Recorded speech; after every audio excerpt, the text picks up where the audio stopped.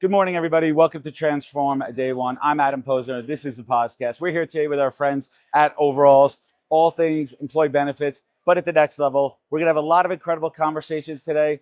2 o'clock, I'm going to be right here on this stage with my friend Abby Adamson, unpacking what culture means. Not just buzzwords, but real action. So make sure you check it out. Stay with us. It's going to be a fun day. Lots of incredible conversations. We're going to meet some new friends.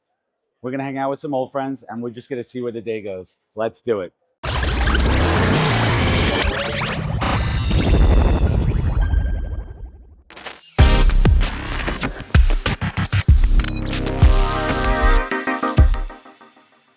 Good morning, everybody. Welcome to day one at Transform 2026. I am Adam Poser. This is a podcast. We are here with our friends over at Overalls. We're going to be having some incredible conversations today. And we're going to kick things off with my friend Katya Laviolette from 1Password. Welcome to the podcast. Welcome to Transform. Thank you, Adam. It's a pleasure to be here with you. It's an honor. You should be honored to be my first guest of the day. So before we get going here, I'd love if you could just introduce yourself. Tell us who you are, what you guys do over at 1Password. Happy to do that. So, Katya Laviolette, I'm the Chief People Officer of 1Password. We are an identity security company. We are in 6 countries, just under 1,500 employees, very hyper growth, lots of scaling. We have a consumer and a business product. We started 20 years ago. We are fully remote for 2 decades. Obviously, we do a lot of in-person connections as well. And we basically are protecting humans and agents now. We'll get into that as well. Oh, so much to unpack there. There's a lot of people bringing a lot of tools into work, and every time you do that, it opens up gaps. And so we're there really to protect both consumers and the employees using the agents. It's totally changed the game. So we're here to protect you. Here to protect. How long have you been with the organization for? Over 4.5 years now. Okay, and what drew you to working there? So I wanted to do something impactful, something mission-driven, something that I cared deeply about. The culture was very important. This is a founder-led company. And really, I wanted to have some impact and fun, and I wanted to build something, and we're doing just that. And where did you come from? I have a 30-year career. I'm dating myself. Well, most recent. Prior to that, I was in e-commerce. And then prior to that, I was in manufacturing and industrial, which is quite different from tech. And you always lived in Montreal? Always in Montreal. I've been able to have my career in Montreal and have great exposure around the world. And we were talking before you and I love Montreal. If someone comes to visit, what is your go-to restaurant recommendation? I would say the Monarch, which is in Old Montreal, which is very French, and steak et frites is my favorite. There we go. So let's get into a little bit. And when you were evaluating this opportunity for yourself to join 1Password, just out of curiosity, putting yourself in the candidate position, what do you evaluate when you look at benefits? So there's total comp for everyone out there, and let's break down total comp. It's not just how much a company is paying you. You have to look at everything: bonus, equity, and then you come into this world of benefits. How do you, as an employee, when you're evaluating, how do you personally evaluate healthcare, health and wellness, insurance? What goes through your head? What are your steps? Well, I'll take a step back, because when the founders built this company, it was, less than 100 employees. It's grown immensely. And part of the culture from the founders was, we want to provide benefits that are all encompassing for the employee. And so we have weaved that through our evolution. And when we have built benefits in all the countries that we're in, we have kind of I would call it the 80-20, where everything is important in terms of your basic healthcare, your dental, your disability insurance. Those are table stakes, though, right? Those are table stakes. And then on top of that, we look at our population and what makes up our population. So family planning, wellness, pet benefits, a number of different benefits that are on top of what you would consider offering. And what I think is really important for both, I'd say North American, but more US based, is we pay a very, very big portion of the benefits, and healthcare costs are rising. That's important as well. And it's interesting. Every company is different when it comes to how much they're contributing to your healthcare. And here, if we want to kind of pull back the curtain a little bit, especially on healthcare, you could be a single, you could be, with a partner, you could have dependents with kids. So you really have to think how much a company is contributing to that, and actually factor that in to your salary.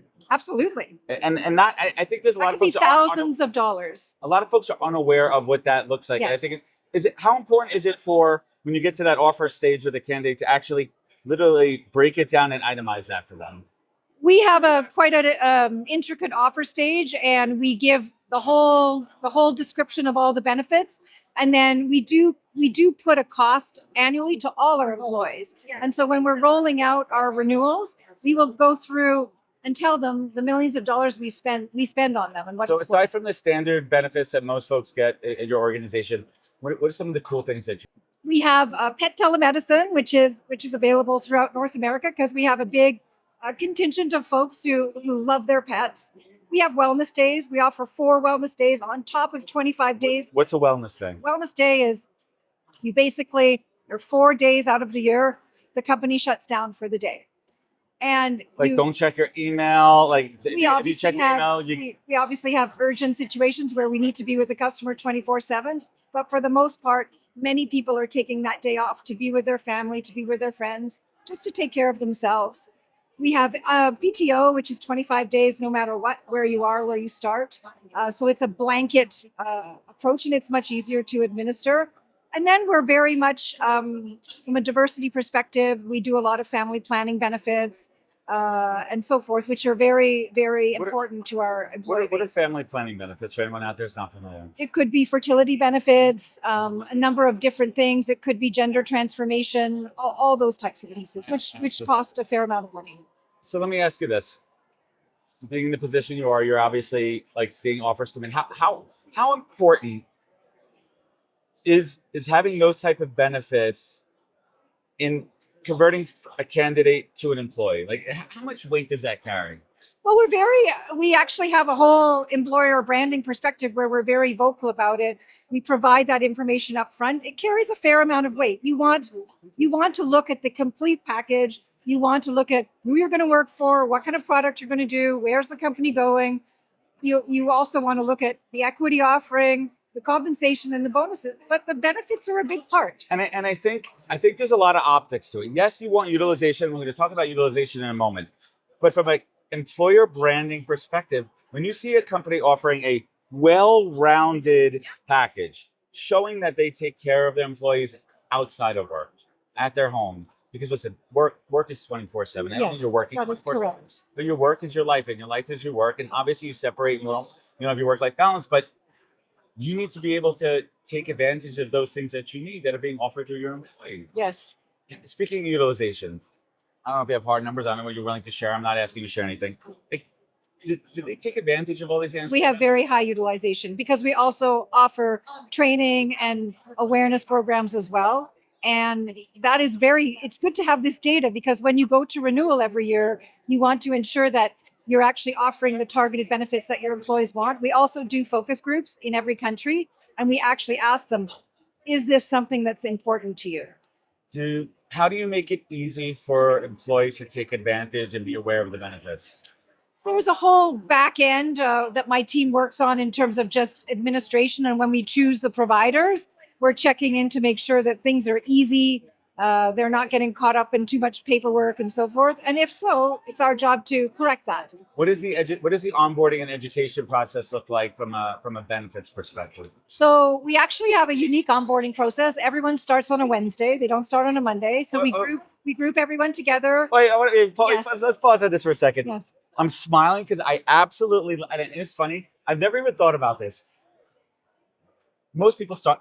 I've never even heard this before. So people start on a Monday, and let's talk about what actually happens when everyone's coming in on a Monday. Most people are like either really high or really sluggish, right? So and they're trying to get their week started. They're trying to kick things off. But starting on a Wednesday, your manager and the team are already revved up, right? They already. Pre-planning, preparation. And they can also get them ready for the new employee, make sure they're set up. And the 3 days is our team taking care of them and then transitioning them over to their manager. They're in a remote company. Everything is documented. There's a lot to absorb, including the benefits. How do you onboard remotely the right way? I think we have a great system down. We have a lot of pre-communication, obviously right to the offer stage and the acceptance stage, getting them ready, communicating with their manager, And then we take them through the culture of the company, the founding story, the products, and so forth. And we do all the administrivia, and then we hand them over to the manager from there. And then we do obviously check-ins within the 90 days. Oh, I absolutely love this. So I want to get back to benefits a little bit here. We're with our friends Overalls here, and everything in the process has an ROI. Everything has a number in it.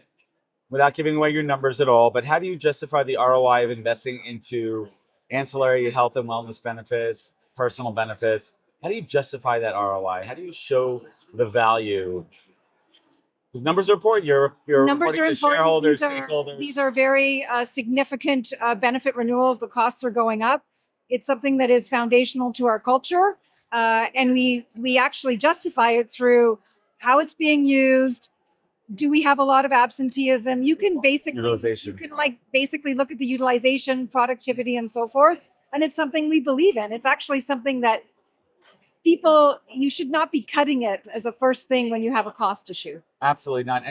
And do you find the balance between, like, from a pricing perspective, set up like pay per use, pay per employee, like pay per experience? We are looking every year when we renew, we look at what's happening in the market. Where are we going? What are the next new age benefits that are coming out? We're also looking to AI to help us from a simplicity standpoint too. So every year you're in that cycle with the benefits team.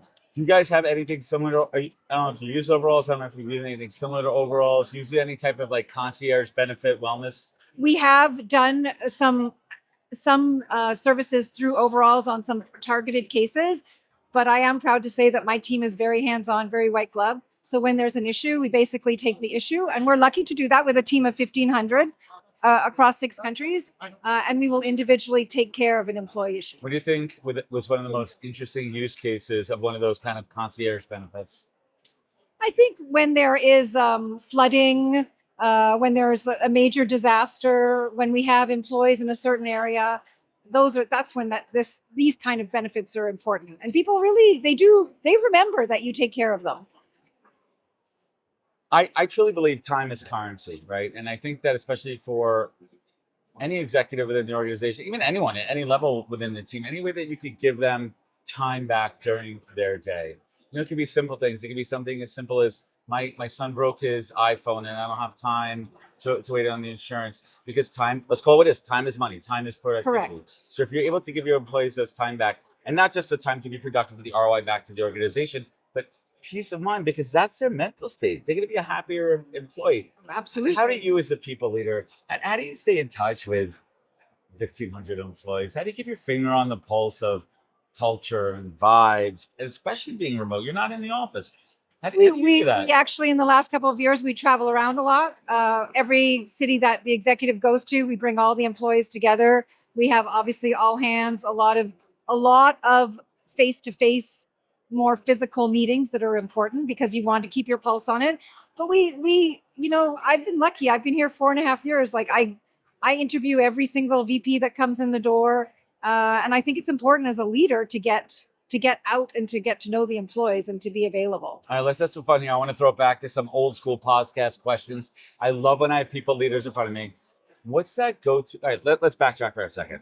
Senior level role. By the time someone gets to you in the process, they've been vetted for their experience, their skill set. They made it through a couple of stages. By the time they get to you, you're having a conversation to really assess who they are. And I hate the F word. We're not looking for fit. I like to say culture add. How do they add to the culture? What is your approach to interviewing questions to really assess someone's values and how they're going to assimilate into your organization? Oh, it's much more open-ended. It's tell me your story. Why do you like security? Why do you think this is going to be a good fit? How are you going to contribute to our mission? And then I actually go and I do the opposite, and I give them a very realistic preview of like, this is a lot of work. We are not a lifestyle company. No. We're on a mission to do something big and bold. And if you want to join us, it's going to be a lot of work, and be aware of that. And so it's kind of it's a very mutual, open-ended discussion. I loved, and let's double down on that for a moment here. There was some, obviously if you're on LinkedIn, you probably saw this a couple of months ago. A company, and it was a startup. It was an early stage startup. They were very open. They said, we work 70, 80 hours a week. We are building. We work on Saturdays. We are always on. This is our go time. This is who we are. do not apply if this is not. And there was a lot of blowback from that too. And I was like, absolute. I applauded this company. They're managing expectations. They are mitigating risk of candidates thinking something that it's not. How do you frame up that conversation in the interview?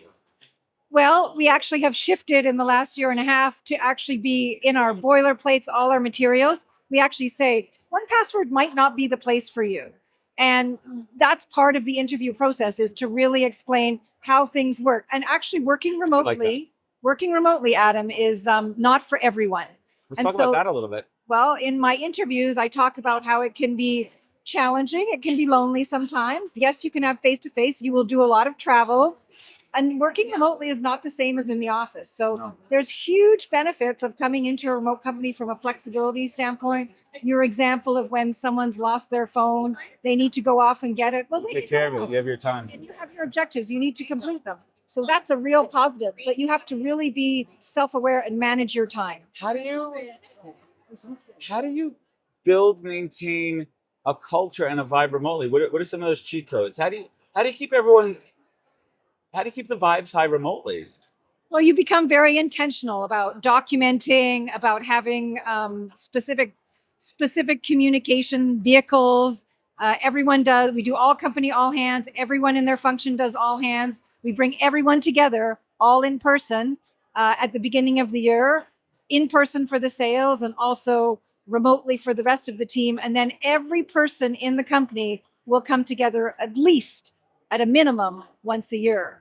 Do you utilize any of the benefits like mental health benefits? How do you if you see a candidate, if you see an employee is who's maybe, I mean, listen, you've been around the block long enough where you could pick up vibes. Could be performance dipping, could be attendance. Like, how do you maybe like proactively share benefits to them? It's like, Yes, we do. if you're stressing out a little bit, here's some mental health. Maybe with some professionals. You We can have, talk with. yes, we have all that in our benefits offering. And also what happens is, we're living in a world where there's a lot of things going on in the world outside. Yes. And so when we see something that is a challenging situation, either for one of our employee resource groups or just in general, we will send a message out to our channels to say, we know this is a tough time for you. If you need some assistance, let us know. Remote work is so interesting. Again, it's not for everybody, and we're kind of at this divide right now where there's the people say only remote, every company should be, but it's not really true. And I mean, listen, I've been in the workforce 25 years. If I didn't have that time early in my career when I worked in advertising, being physically present with these leaders to watch their body language, to watch how they command a room, to watch how they adult, so to speak, I wouldn't have that. How are you managing that with your newer to the workforce employees? Well, we do. We have a lot of events that we do. We have our employee resource groups. We have a lot of opportunities for people to come together to work on cross-functional projects. And the managers themselves, who are wonderful, they actually have to be aware of, on Zoom it's sometimes hard. And so strike up a conversation, ask how it's going. Don't get right into the nitty-gritty right away. I like And that. you have to build that relationship. I thought I was going to go the whole day without talking about AI, but we are going to just mention it a little bit. How are you navigating from a inbound application process? How are you navigating this world of AI where you have a mix of fraudulent applications? You have a mix of applications with candidates who are, in my words, over embellishing AI to word for word match, um, an application to a job description. How are you and the team managing it from a recruitment perspective? So we're probably, from an AI perspective within the HR function, we're using a number of different tools. TA, or talent acquisition, was really the first to adopt those. We have a security tool on top of everything else at the Have to have a start. fraud checker. Yeah. Very, very important. And then we're actually working with the managers and training them. And we have interview loops. And so you're not just interviewing once and we're going to make you an offer. You're going to go through a process and we're going to explain what that process I is. love it. And for every senior level hire, we have opted to go to finalist in-person interviews. I absolutely love the finalists in person because you want to meet somebody. Yes. You want to, feel the You energy. want So to. leave us with some optimism over here. What is really lighting you up in the world of people and people management these days? What gets you excited? What gets you out of bed? What puts that smile on your face for what you do every single day? I think for 1Password, we are doing something that is game changing, both from this agent and AI perspective and from the human perspective. And the curiosity of our workforce and people wanting to make an impact, that's what is very, very exciting. And we have a workforce that's behind that. Absolutely. Katya, thank you so much for joining us today. Tell everyone where they can find you, where they connect, where they can learn more. Just find me on LinkedIn, Katya Laviolette, 1Password.com. Thank you, Adam. Thank you. Take care. Pleasure.